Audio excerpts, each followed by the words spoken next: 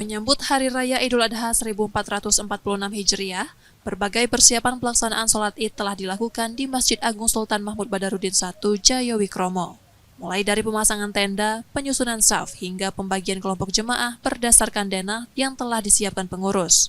Untuk pelaksanaan sholat pada Jumat 6 Juni 2025, penataan jemaah diperbaiki agar lebih tertib. Di 7 pintu masuk yang tersedia, jemaah akan dipisahkan antara laki-laki dan perempuan sejak awal.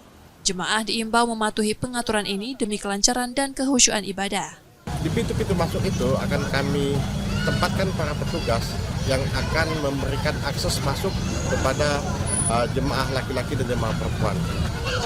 Khusus untuk di dalam, itu kita pisahkan menjadi 2 bagian pengelompokan laki-laki dan perempuan.